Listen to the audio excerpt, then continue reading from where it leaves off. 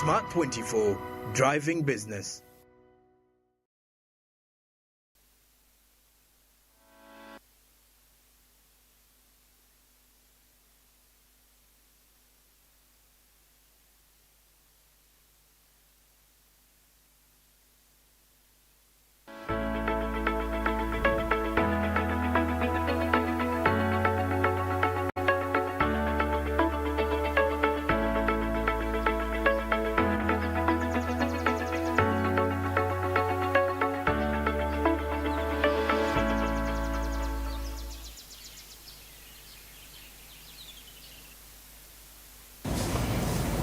Well, exactly 11 minutes, that is past 7. Welcome to Smart Means Business. I'm Andrew Obarije, and of course it's a fresh new week, Tuesday 29th, just about 2 days we left with, and we get to conclude this particular month. But of course, this still to remind you that the year is also definitely coming to an end, so something in line to compare the strategies that you have put in place. You know, how far have you gone in terms of achieving what you intend to achieve? So there is a lot to really consider and think about at this time of the year.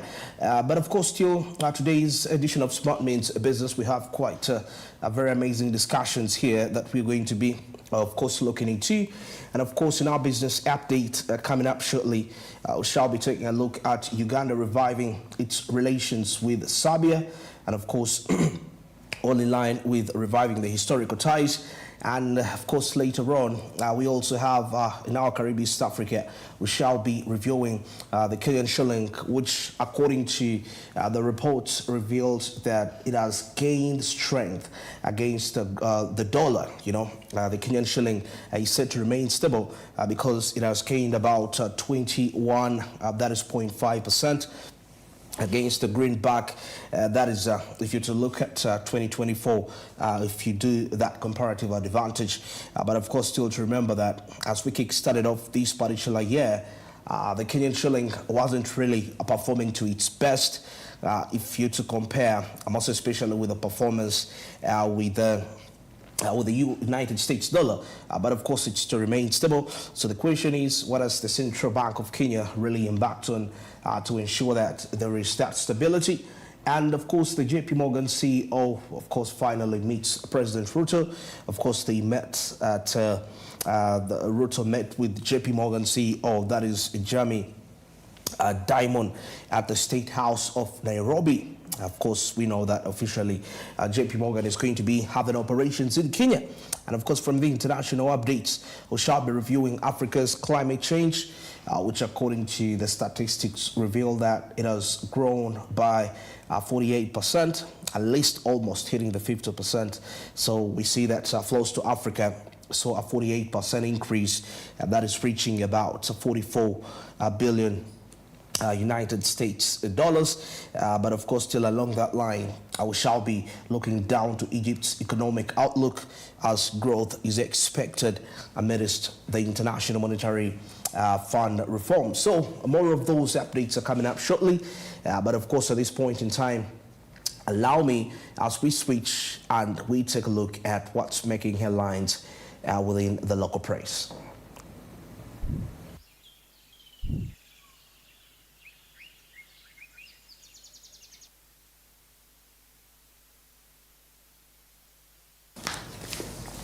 Well, as we kick-start off here with the Daily Monitor, of course, we see the coffee millionaires here. Of course, as the elephants flight over the proposed absorption, that is of Uganda's Coffee Development Authority into the ministry, into the mother ministry, the grass is actually blooming with many flowers savoring the aroma of the coffee. Of course, there is a lot of details that have been included here in regards to that. Of course, we see about 900 million Ugandan shillings, the average amount of money that Uganda earns from coffee annually, according to President Museveni, $900 million. And of course, the global coffee value is, of course, coming in down at $450 billion. So the $450 billion, what's Uganda's percentage? That's quite a very interesting discussion. What is Uganda's percentage of the 450 billion? And of course, 1.8 million number of households that grow coffee, that is across the country, according to the Ugandan Coffee Development Authority. And of course, here we take a look at about 112 out of 135 districts in Uganda, they grow coffee. 112 out of 135 districts. And of course, proceeding along here, the government seeks mandatory sickle cell testing. That is for all intending couples. Of course, the Ministry of Health says the disease can be prevented when couples intending to marry all have children know whether or not they have sickle cell, what we call sickle cell trait, that they can actually cause the disease, So there is a lot to really take a look here. And of course, the coffee boom, they see the coffee boom here of the new millionaires. There is a lot to really find out in regards to coffee. And of course, here they tell us that sinners and saints, coffee in Uganda has actually been hot politics. Now, in 1980, Obote returned to Uganda. That is after 9 years in exile in Tanzania. He landed in Bushenyi, and of course, they called him Nyamuranga. And of course, knowing that coffee is one reason that Obote was so worshipped in Bushenyi. So that shows you the significance of coffee as a key cash crop. We talk about coffee as a key cash crop to this country, and of course taking a look at all the politics surrounding that. And of course, from the national news section, Kitezi Dundu West handling deals stink. According to what they say here, sources say that the scramble to invest in the Westland could actually lead to sustainability issues, sustainability issues. So that is a part of the key.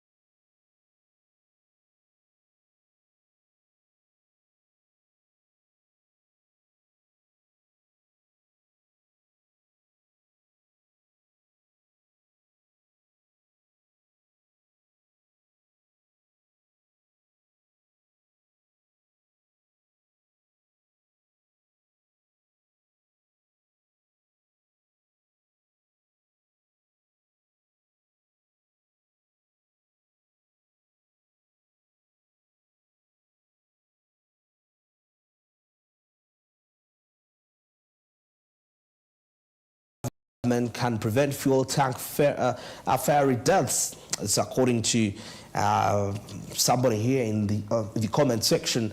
Somebody has an opinion in regards to that.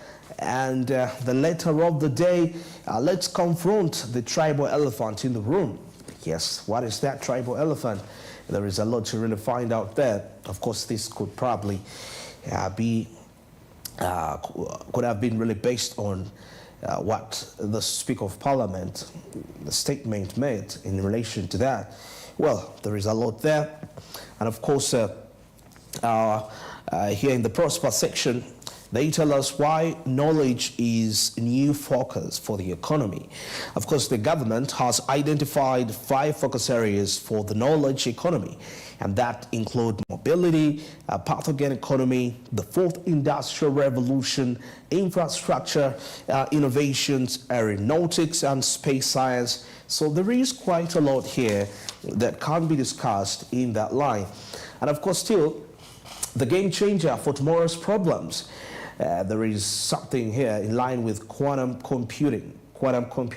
Now, quantum computers offer a different way to tackle problems, giving scientists and programmers more power to solve issues that can actually not be handled today with classical systems. So that is quantum computing has been considered as a game changer. So how is it? So there is a lot to really explore in that regard. And of course, here we see why government is shifting to knowledge-driven economy. There is a lot that has actually been shared in regards to that, why it's important, and you know, we know the focus of the government. It's a very vital area, most especially when it comes to guiding the decision that you're making in that, in a given sector. You know, if it's aligned with the government, decision, then it's quite important to see how best you can understand that concept better. It's important you understand why the government is actually taking that direction, and you really give it some great attention. And now here they tell us it's shifting to a knowledge-based economy. All right, now away from that, now we take a look here at the top strategies for small businesses. Of course, by developing new products or expanding into different markets, SMEs can reduce dependency on a single revenue stream. So there is a lot, the details, how your business, your small and intermediary enterprise can actually, have more than one revenue stream. And this is a principle if you're to see growth into your business. And now, still in the prosper section here, we take a look at the timeless principles for investing. So what are those critical principles that you need to know before you invest? A lot has been displayed out here into the Daily Monitor. All right, now here, Uganda Breweries, a Bagstop Award for corporate governance. Now, the Uganda Brewery sustainability measures are embedded in what we call the 6 areas, such as sustaining quality growth, talking about embedding efficiency and investing smartly, among others. So there is a lot that has been put out here. And now here we see Vivo Energy unveils Shell Raimola lubricant. There is a lot also to find out there in regards to that. And the vandalism of street lights leaves cities, municipalities in darkness. Of course, this is in the regional news. Solar lights were meant to reduce electricity costs for the urban areas, yet city authorities lack funds to repair and also to replace the lights that have actually been vandalized. So there is a lot of vandalization of street lights. And according to the reports, it's actually leading to a lot of darkness in municipalities too in regards to that. And of course, from the international perspective here, more Americans want electoral college abolished, says the latest poll. Of course, 7 out of 10 voters in California, the most populous state of the country, said they want electoral college abolished. Why abolished?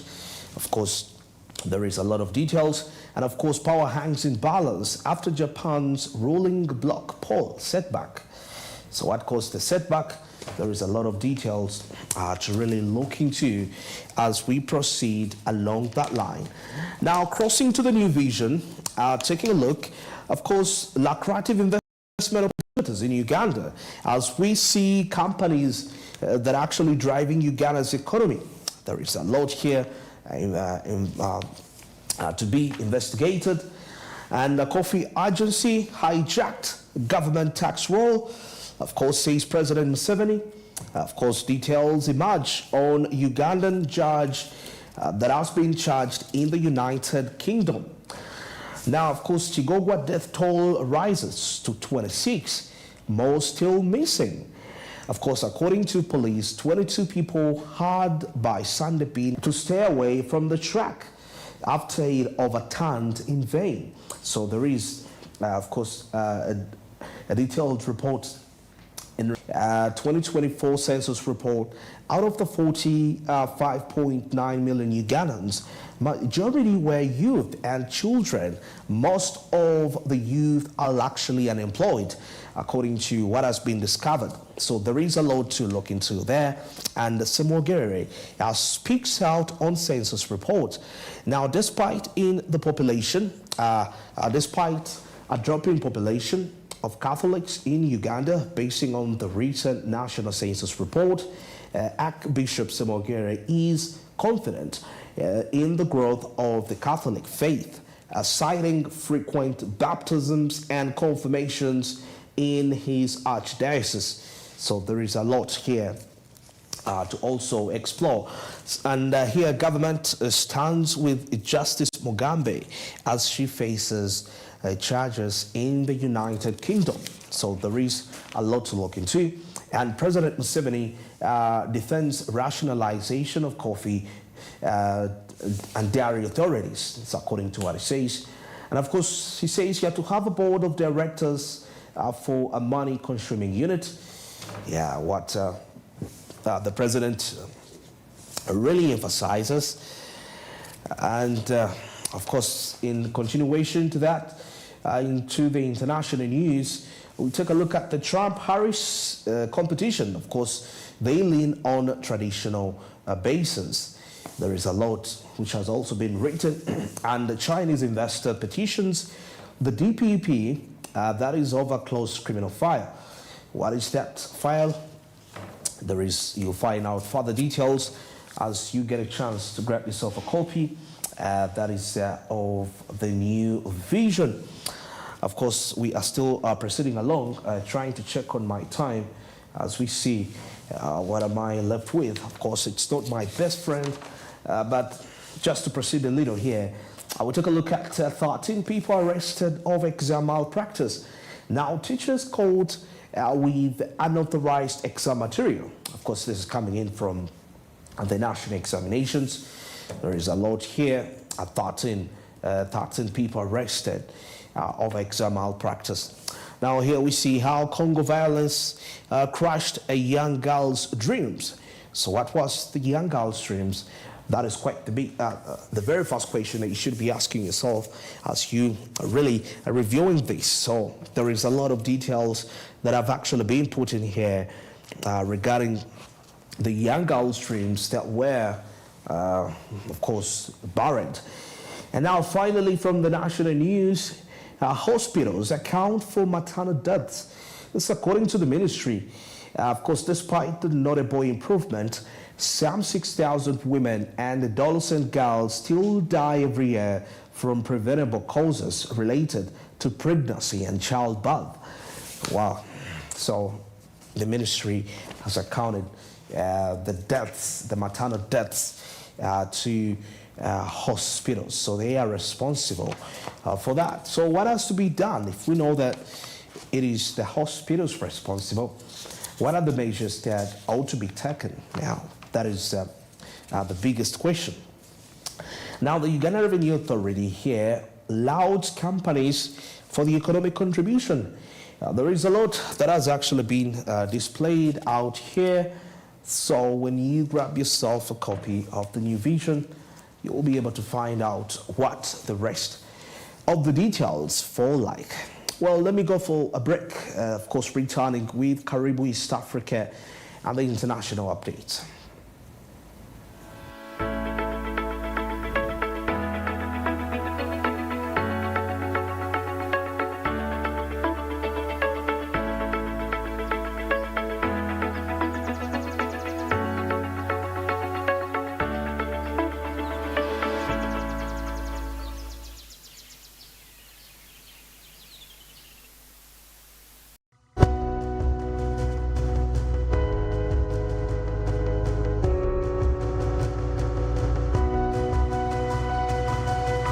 Smart 24, driving business.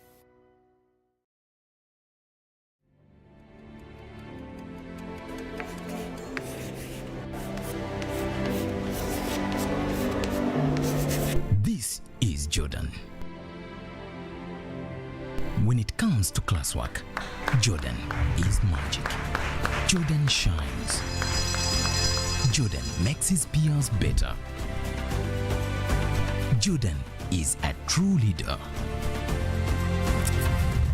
White Star Magic family, be a leader, be magic.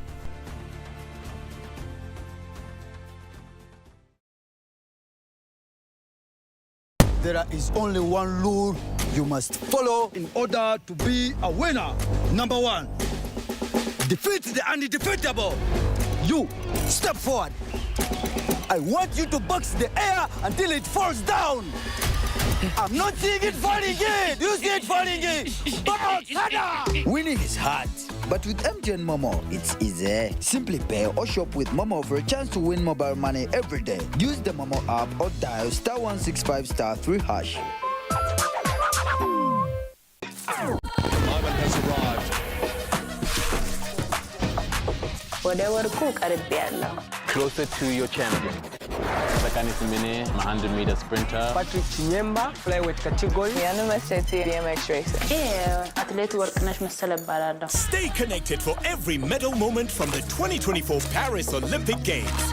Get closer to your champions with Supersport on DSTV, the home of entertainment. Amanya gange nze Nasoro Jamida mvira mukalaji era nga ndi beka mbekinga amandazi, donuts ne daddies, mbadde mbekinga ne cakes era nga maze mu weeks 2 nga traininga wano nyongeddeko obukugu kubanga mbadde nyina skills ezimu ze mbadde sirina ng'okubekinga emigaati mbadde sikimanyi, mbadde simanyi kwayisinga cake, how to manage a business, manya nti ebizibu byaba customer, how to find a market, mbadde sibimanyi byonna, nonzula nti akatale we kali, naye mbiyize mu weeks zino 2 ze mmaze nga ndi mu training eno. Waliwo mukwano gwange yali amanyi nti bekinga era nga akola mu stroke. Ye yankubira essimu ng'ali mu kuwandiika abajja okutraininga. Nankubira essimu nange ne bampandiika ne bampita n'enzija. Obubaka bwennyina eri project ya Grow nti okututraininga tukuguse era naye tubuzaamuko ka Grow Capital. Tubulamuko ka capital kubanga twetaaga okuba ne machines. Naye tetusobola kwetuusaako machines nga bizinensi zaffe tukyayingiza omutwalo gumu ewiiki. Tubadde tubulamu capital tusobole okwongera ku nnyingiza yaffe, tusobole okukola ki? We tunayongeza ku nnyingiza kitegeeza tujja kuba tusobola okugula machines. Obubaka bwempa abantu abaliko obulemu naddala ba vision. Omuntu bw'atunuulira omuntu aliko obulemu naddala obw'amaaso alowooza tasobola kufumba, of which si kituufu. Mulekerawo okwenyooma, musituke, mukolere wamu, tuleme kufuuka mugugu eri abo abantu be tubeera nabo. Grow, generating growth opportunities and productivity for women enterprises. If you play a game of power, Chelsea is French. I didn't lie to you. I only withheld the information. Any minute I get, I'm going to tell Chelsea. Be prepared to lose it all. I'd rather be buried alive. Damalai makes her boldest power play. Very dramatic. In season 2, Monday to Wednesday at 8:30 p.m. Only on Pal Magic Prime. DSTV channel 148. Go TV channel 303.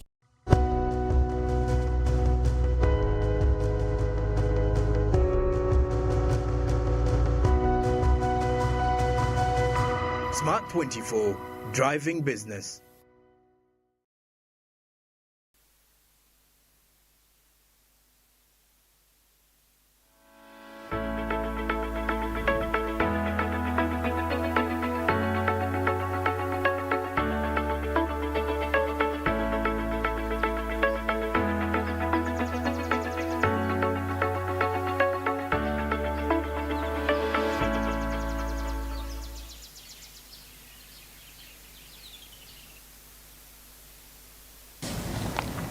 Well, exactly 22 minutes to the top of the hour. This is Smart Means a Business. I'm Andrew Barigi. Now, of course, heading straight into Caribbean East Africa, the Kenyan shilling is set to remain stable, according to the latest report.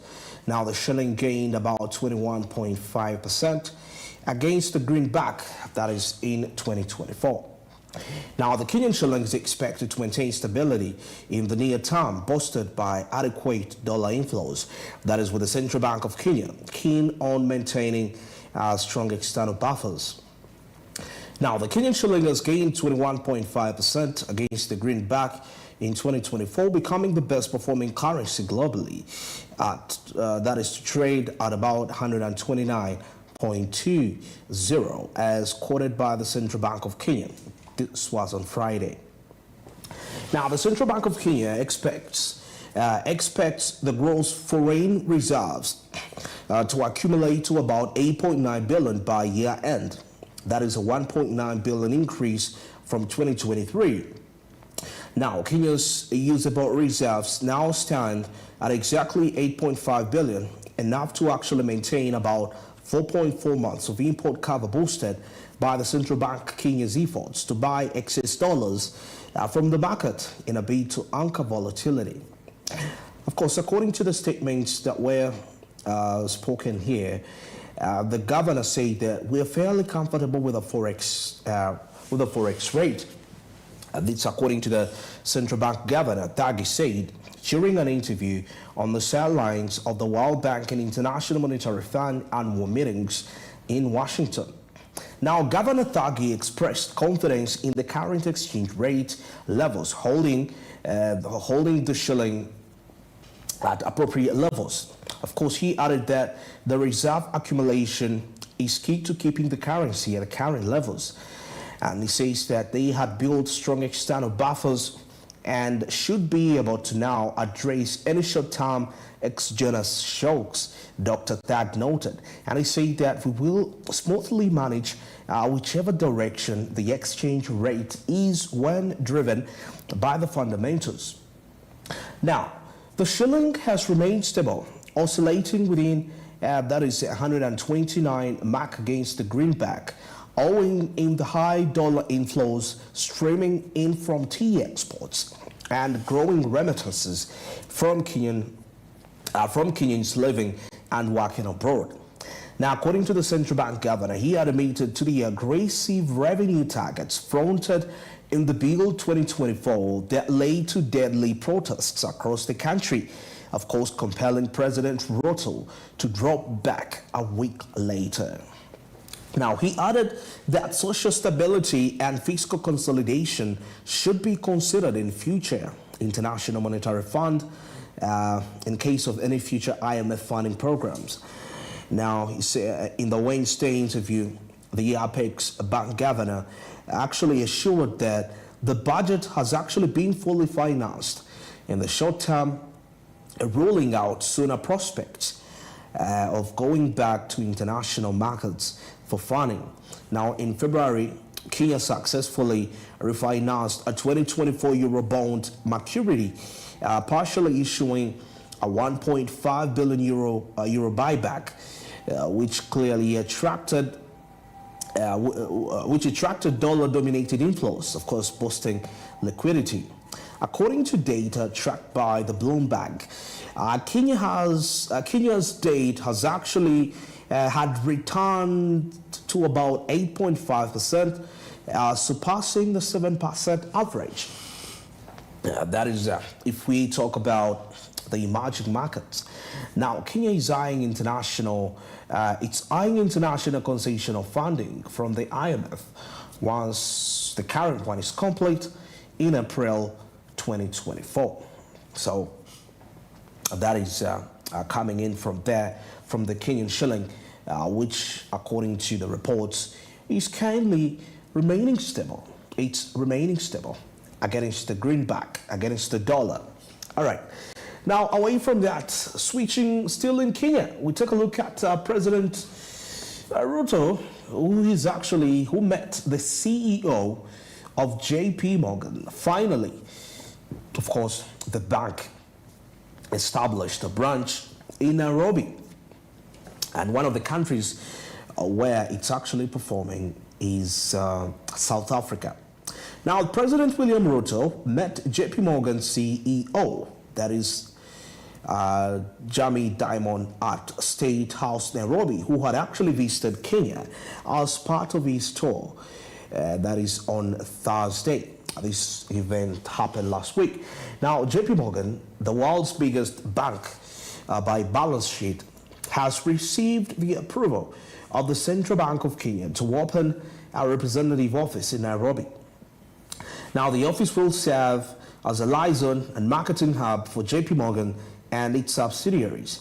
Now, though it will not actually engage in what we call the banking activities, it will explore business and investment opportunities in Kenya and the entire East African region. Now, Dimon's visit, his first 7 years includes stops in Kenya, talking about Nigeria, South Africa, and Ivory Coast. Now, the trip comes at a time when JP Morgan is actually accelerating its growth plans in Africa, despite facing regulatory challenges in Kenya. Now, in February 2023, JP Morgan announced the opening of its new regional office in Nairobi. Now, this will be located at the GDC office tower in Westlands. Now, the office will oversee the bank's operations in East Africa with a focus on serving the United States multinationals, wealth funds, and education institutions expanding into the region. Now, the international lender also appointed the ex-Central Bank of Kenya, that is the executive Salipo Motant, as its new country manager for Kenya. Now, prior to joining JP Morgan, Montand held the position of the deputy he had a position of deputy director of financial markets and head of reserves management at the Central Bank of Kenya. Now, his experience also includes senior roles at the Barclays Bank of Kenya and Absa Bank Kenya, where he served as vice president and head of the balance sheet management. Now, key figures present during the meeting in the State House in Nairobi included the Cabinet Secretary for the National Treasury and Economic Planning, that is none other than John Mbadi, and his Principal Secretary, that is Chris Kipto, at the Central Bank. The Central Bank of Kenya Governor Kamal Tagi, and the United States Ambassador to Kenya, that is Meg Whitman, among so many others. Now, of course, JP Morgan appointed the Central Bank executive, that is Salipo Motant, as the country manager, that is for Kenya. This according to what the reports reveal. So, what is Kenya's journey like when, of course, having a new partner on board that is going to be collaborating with the different financial institutions within the country? Of course, saying that as we examine the country's banking sector into the region, it seems to be really having an excellent performance. So what would it mean when we have an international player join already a sector that is already having dominance within the region? What will this position Kenya into, most especially? Now, we are trying to look at this from the side of the financial markets in Kenya. Having JP Morgan established there, well, let us see what this presents for Kenya. And if Kenya benefits, what does East Africa gain from Kenya? You know, being the country that is holding a branch of the JP Morgan, one of the world's leading credit agencies, you know, the biggest lender from the global perspective. Well, now switching to the international updates, we take a look at Africa now, as the climate change finance has actually grown to 48%, according to the reports. Now flows to Africa saw a 48% increase as the incomes reached 44 billion United States dollars. Now, a recent report shows that climate change finance flows in Africa saw a 48% increase, reaching 44 billion in 2021-2022, up from 30 billion in 2019-2020. Now, according to the study by the Climate Policy Initiative, the increase was actually led by the public finance, but the private sector also played a significant role with its contribution doubling to $8 billion United States dollars. Now, while the private sector's share for finance reached about $8 billion, funding from African governments remains critically low. In fact, government contributions dropped from $1.6 billion in 2019-2020 to $1 billion in 2021-2022. Now, overall domestic actors accounted for about 10% of Africa's total climate finance, with about 75% of this coming from private finance. Now, international sources continue to dominate, providing 87% of Africa's climate finance, even though the continent boasts an estimated 2.4 trillion US dollars in assets under management from domestic banks, insurance companies, talking about even pension funds too. Now, this represents a significant opportunity for increasing domestic investments in climate-positive initiatives. Now, the CPI report highlights significant regional imbalances in the flow of climate change. Now, the top 10 countries, including South Africa, Egypt, and Nigeria, received a 46% of total climate funding, while the bottom 30 countries shared just 10%.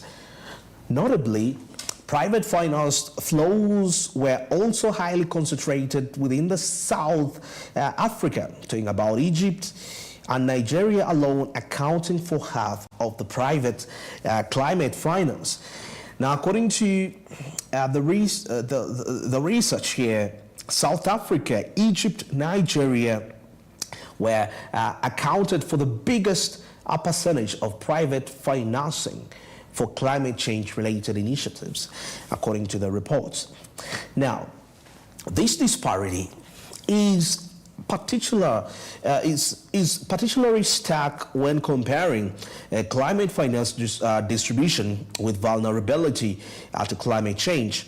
Now, of the 10 most climate vulnerable African countries, which include Somalia, talking about Chad, Niger, and Liberia, only Uganda made the list of the top recipients. Now, these highly vulnerable nations received just 11% of the total climate finance, of course, leaving them severely underfunded, actually, leaving them severely unfunded and ill-equipped to manage the adverse impacts of climate change. Now, public finance continues to be dominant, a dominant source of climate financing, comprising of about 82% of Africa's total flows. Now, the multilateral development finance institutions were the largest providers, contributing about 43% of total flows and 53% of the public finance. Now, these DFIs have increased both grant concessional lending, that is across the continent. But however, despite all the statistics that we are observing, debt remains a significant component of Africa's climate finance landscape. Now, according to the report, 51% climate finance comes in form of debt, split equally between low-cost and market-rate debt. Now, this raises concerns particularly for countries already facing debt distress, as debt makes up between 36% and 43% of their climate change, of the climate finance, despite the availability of the grants. Now, in terms of allocation, adaptation solutions, 32% of Africa's total climate finance in 2021-2022 is much higher compared to other regions where adaptation finance typically ranged between 1% and 14%. Now, additionally, the average climate project size in Africa remains small, at under $2 million, significantly lower than other regions where projects were actually about $24 million in East Africa and Pacific, about $5 billion in South Asia, and $4.6 million in Latin America and the Caribbean. Now, the bright spot in Africa's climate change landscape is the rapid growth of the African carbon markets driven by political and regulatory efforts like the Africa Carbon Markets Initiative. Now, while demand for carbon credits stagnated or declined globally, Africa saw an 11% increase in demand for its credits. Now, the continent's share of the global carbon market also grew, with the value of African carbon projects rising from 10% of the global market to 2021 to about 26% in 2023. Now, Africa's participation in the global bond market remains low. Now, between 2019 and 2022, Africa accounted for just 0.5% of the global bond market, averaging approximately to $2.2 billion per year. Now, South Africa led the continent in green bond issuances, followed by Mauritius, Ivory Coast, Nigeria, and so many more. Now, corporate issuances dominated the African green bond market, with financial institutions also playing a key role. Only Nigeria and Egypt have issued sovereign green bonds, though South Africa is currently in the process of developing one. So that is something as we see climate finance increasing by 48% in Africa. Now, as we wind up this report, the international updates report, let's take a look at Egypt. Now, a report has been revealed in regards to the economic outlook for the country. Of course, growth is expected amidst the International Monetary Fund reforms that have actually been put in place. Now, Egypt's economy is on track to grow by 4% by June 2025 as it begins to march from austerity measures tied to International Monetary Fund program, according to a recent survey of economists conducted by the press. Now, the poll held from October 9th to 23rd anticipates that gross domestic product growth will gain momentum, that is reaching 4.7% in the fiscal year 2025-2026 and further increasing to 5.3% by 2026-2027. Now, the current fiscal year 2023-2024 has seen a GDP growth, drop to 2.4% down. That is from 3.8% the previous year.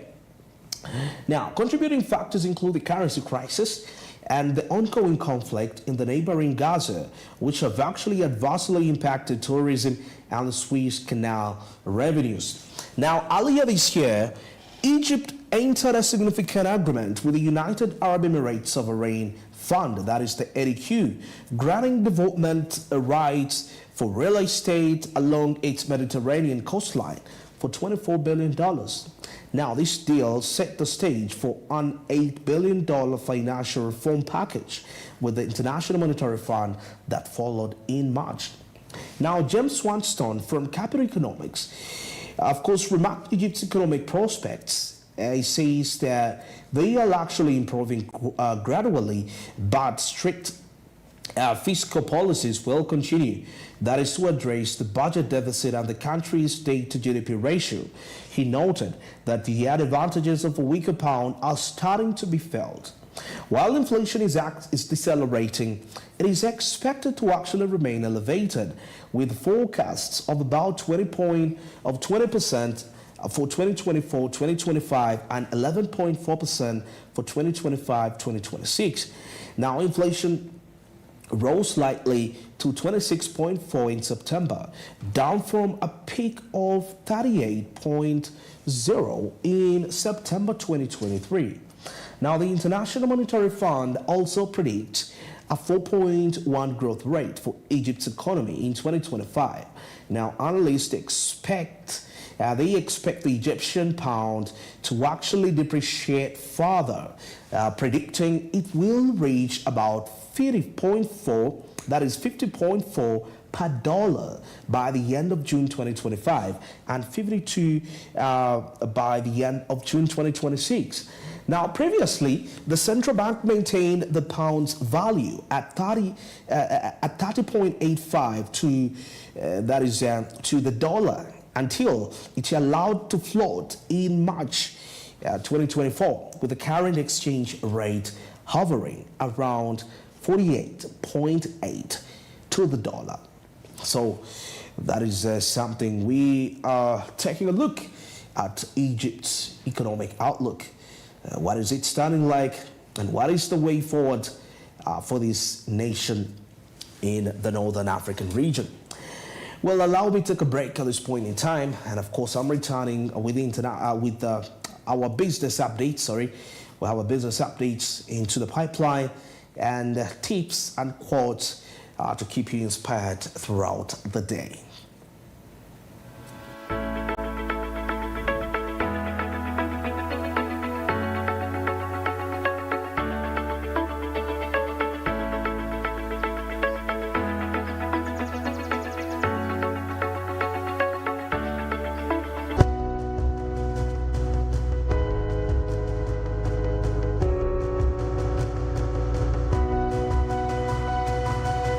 Smart 24, driving business.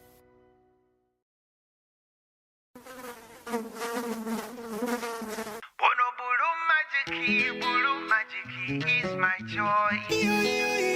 Ono bulu magiki, bulu magiki, wange. Ayo, Taraba kumabala, atukuza no nyirira ochira kenyange. Taisa bubi fabriki, chona chiri chigwa lwa bulu magiki. Bulu magiki is my choice. Ono bulu magiki, wange. Bulu magiki is my choice. Hey, ono bulu magiki, wange. There's nothing quite as exciting as getting ready for the big game, your favorite shows, or a great movie. Except when you have an unexpected surprise. Whether you've forgotten to upgrade or pay, have an error code, or need to reconnect, you have two choices. Do it the old-fashioned way, or say absolutely not. Find the call center number or find your phone. Travel to a customer service center in town, or just scroll to fix it, pay it, or upgrade it, and get it done. Stand and wait, or sit and watch. Finally upgrade, or be glad that you stayed. Travel back home, or do it all on your phone. Maybe it's time to say out with the old and in with the new. Do upgrades, payments, error clearing, and more the easy way with the MyGoTV app. Spend less time managing your GoTV account and more time doing what matters to you. If you play a game of power, Chelsea is rich. I didn't lie to you. I only withheld the information. Any minute I get, I'm going to tell Chelsea. Be prepared to lose it all. I'd rather be buried alive. Dramaline X her boldest power play. Very dramatic. In season 2, Monday to Wednesday at 8:30 p.m. Only on Pal Magic Prime. DSTV channel 148. GoTV channel 303. Amabara nibanyetaye baziwe Rusiya Nyenduga Kyegegwa district Kabanda sambaire ninkora umurimo gwa saluni mazire mu mwaka gumu Kabando wa saluni narora agent owaito omkyegegwa yeja yampikaho yagamba aliyo project ebakweta grow Gundi World Bank bagambire tasero y'abakazi abali mu byara bena ama business gebye mikono babaleta kunu Kampala Malaika kusoma then babahereza certificate babongera habukugo bayene nayo naikiriza yampandika era nkasemerwa muno nizire hanu mazire hokwezi kumu nyegere kukora za dreads zimbaire ntamanyire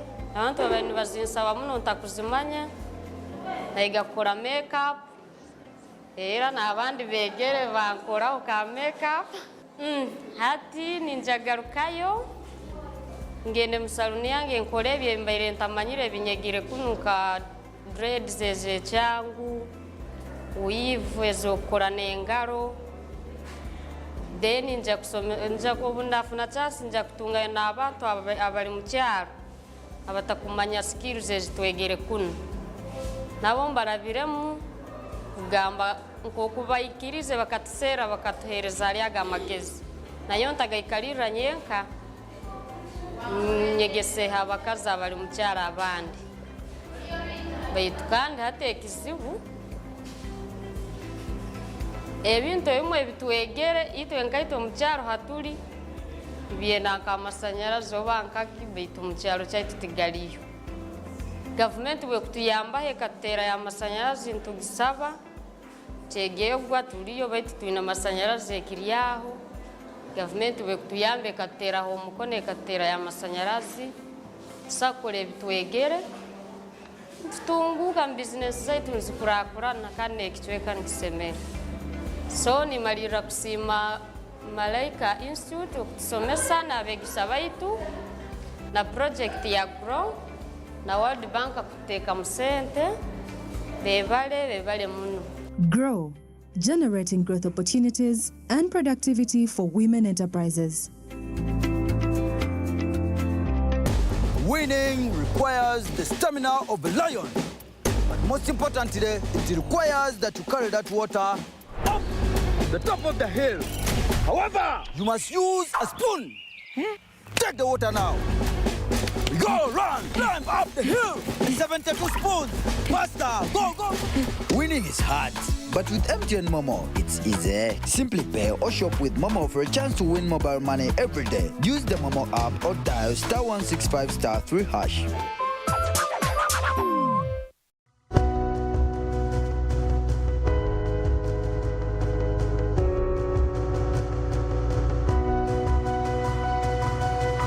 Smart 24, driving business.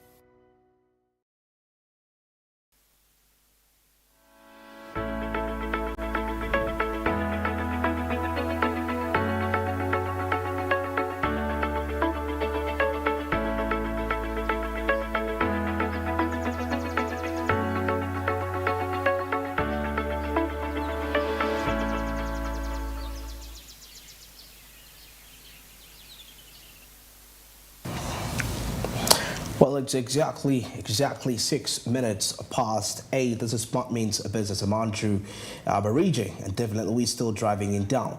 Now we're heading into that particular hour that is quite very amazing and inspirational. Like we believe, at least if you kickstart off your day as you're inspired, as you know, as a young entrepreneur, as somebody that is aspiring to really participate in any given sector that you're planning to participate in, that is very wonderful and fine. But it's very crucial and very vital that you get some inspiration. You know, you pick a leaf from the people that have actually gone ahead of you in the industry or in the sector that you're trying to pursue. That is also quite very important. Let's get inspired for this point.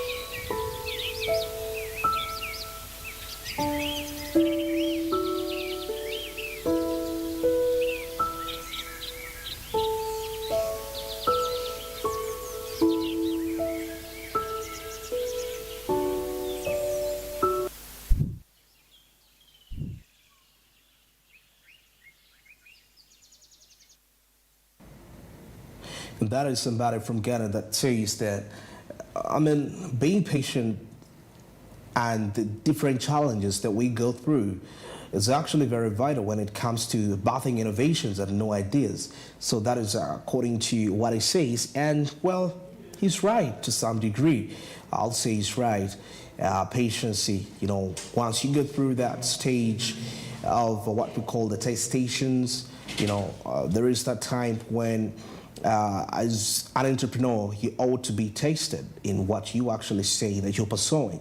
That's why you start 100 people doing the same business, but 5 to 10 years down the road, if you get back and make an analysis, well, out of the 10 people, at least about 3 are still standing into the business. Why?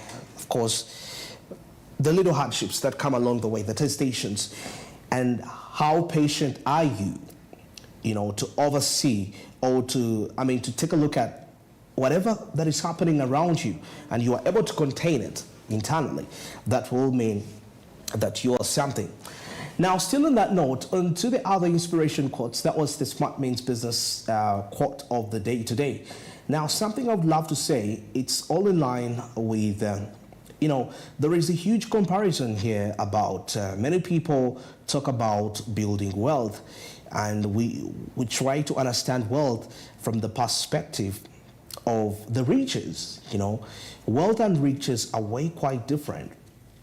And in most cases, wealth is is made from the inside and outside, not from the outside and the inside. You know, it's who you are. You know, actually, according to statistics were made where somebody said that if they got all the billionaires in the world and their money is actually removed from the accounts and it's shifted to the accounts of the poor people, the one we call the poor people, in a space of just 5 to 10 years, the billionaires that lost their money to the poor people will be actually heading back to the millionaire or the billionaire status. And the same people who became billionaires, now the poor people who became billionaires after being given the portion of the billionaires, in a space of 5 to 10 years, they will actually be heading back to the state of poverty. So what does that mean? Wealth is more of who you are. It starts from within. And once you have that idea, well, that will be something to really be good. It will be something really amazing to follow for, you know. And also what you need to know is that wealth is silent, but riches are loud. Of course, wealth, the riches, talking about the cars, the beautiful penthouse, you know, any mansion that you're putting up there, that's the riches. But wealth is actually much more silent. So it's better you build wealth. If you focus on building the wealth, well, the riches will definitely come along. They will follow you. But when you decide to follow the riches, which are the fruit of the wealth, then you're heading the wrong direction. What are the chances that you can actually maintain that? That's a big question. Think about it. All right, now, other discussions here. Let's head into Uganda and Zambia relations. Now we're heading into our business update here. Uganda, of course, reviving relations with Zambia. We are taking a look at reviving historical ties, Uganda's strategic trade mission to Zambia. Now, in a significant move at reinvigorating international trade relationships, Uganda has actually dispatched a delegation led by General Wilson Basumba, the Minister of Minister of State for Trade, Industry and Cooperatives, to Zambia for the Joint Commission for Trade Cooperation in the city. Now, this delegation seeks to reactivate a trade agreement originally signed in 1963 that was between Uganda and Yugoslavia, an agreement that remained dormant for decades amid shifting geopolitical landscapes. Now, we need to see this from this perspective that the 1963 trade agreement established between the between the government of the Socialist Federative Republic of Yugoslavia and Uganda symbolizes a bygone era of what we call international cooperation. But we know that Yugoslavia during the Cold War maintained a non-aligned status, of course, nurturing relations with developing nations such as Uganda. Now, the current Serbian government, as the successor state of Yugoslavia, continues to uphold this legacy, providing preferential tax treatment for Ugandan products. However, a pressing question arises: why has it taken so long to revisit this agreement? Now, the stagnation in trade relations speaks of broader issues within Uganda's economic strategy. Recent trade statistics indicate an 18.5 billion in Ugandan exports to Zambia in 2023, primarily consisting of coffee, tea, and spices. Now, in stark contrast, Uganda, of course, imported around 11.1 billion. That is worthy of goods from Zambia, mostly machinery and pharmaceuticals. Now, these figures underscore a critical imbalance in trade and failure to capitalize on the potential of the 60-year-old agreement. Now, the figures tell a sobering story. Now, in 2023, Uganda's export revenues from Zambia amounted to a paltry to about 18.5 billion, all about $5 billion. Now, this figure pales in comparison to the total bilateral trade potential. Now, a 2021 report by the World Bank highlighted that Uganda's total trade potential with Europe could actually exceed $2 billion if strategic partnerships were properly leveraged. Now, the Ugandan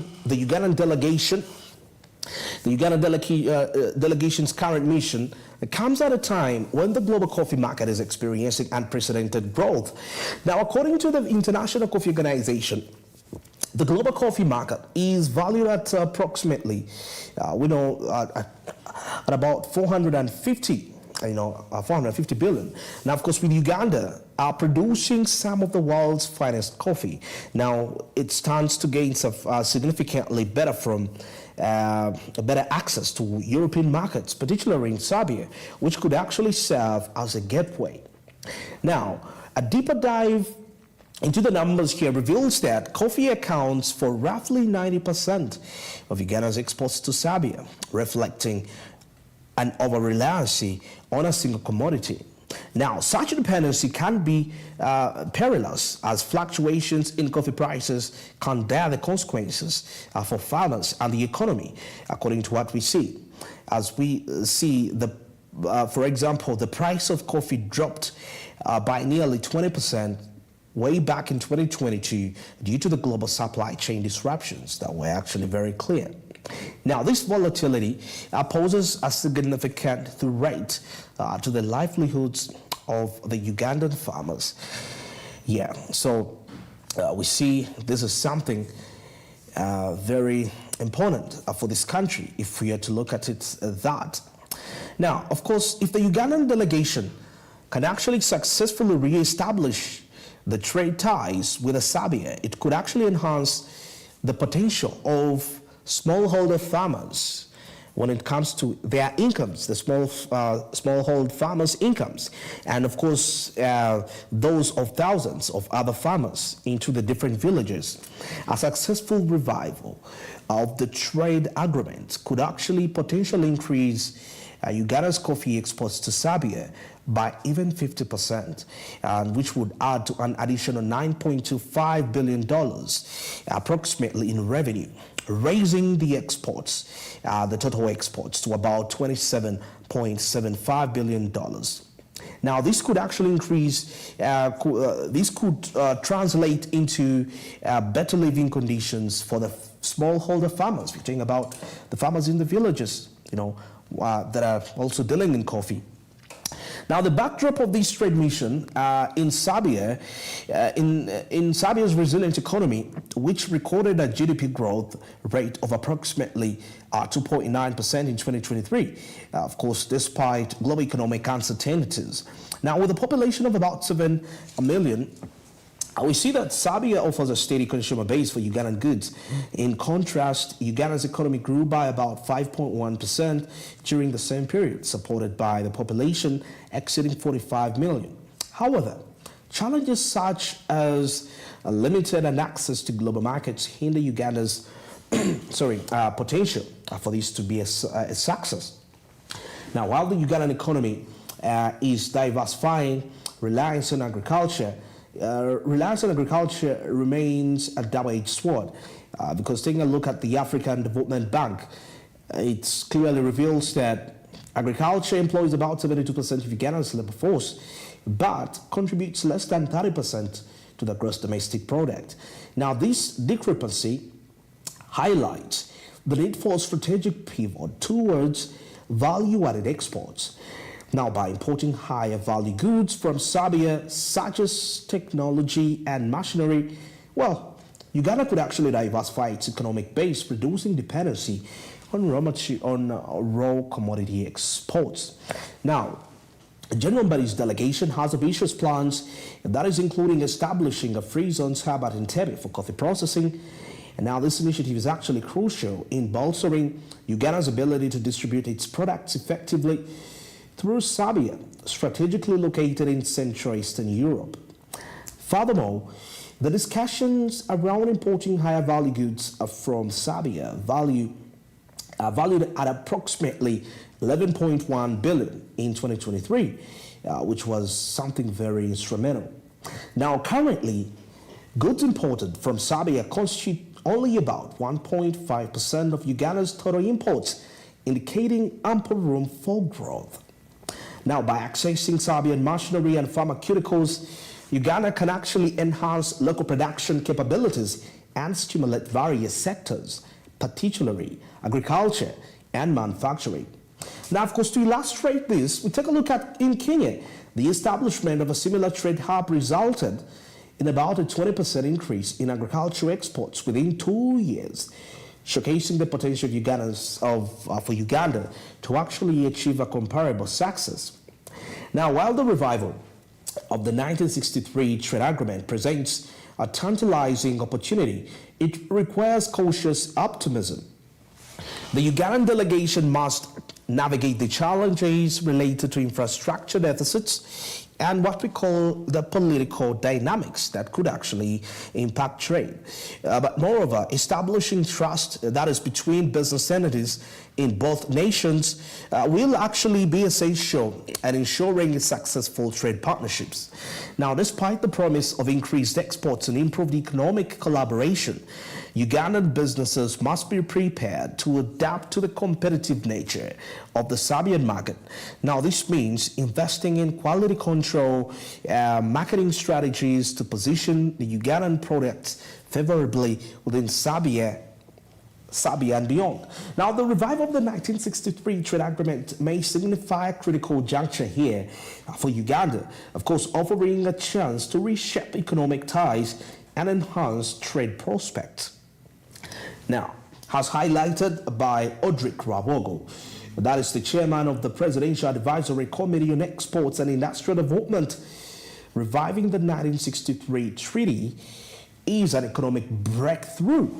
Yes, this is indeed a breakthrough. Maybe as we have this discussion, let me request my producer to give us some of the trade statistics between Uganda and Serbia as I proceed along. Now, as both nations engage in these critical discussions, it is essential to maintain transparency. It's also essential to scrutinize the outcomes and hold all parties accountable. Now, the journey towards economic independence and prosperity for Uganda relies on robust partnerships that prioritize the human experience. This is an integral aspect of shaping policies that could actually resonate with the aspirations of the people. The Ugandan delegation should be in position to return home, of course, not just with agreements, but with renewed commitment to driving a meaningful change. Ensuring that the fruits of revived trade relationships, of course, benefit all Ugandans, and today and for the generations to come. If you take a look at that. So that is how Uganda and Serbia are standing when it comes to the trade statistics in this regard. Interesting. Coffee has been cited out as one of the key, which is likely to be a key export once these relations are revived to the expectations. But anyway, let's wait and see what comes out of that. Here on Smart Means Business, we shall definitely be giving you the latest updates in regards to that. Well, allow me go for the break now. Of course, entertainment is coming up shortly. Stick around.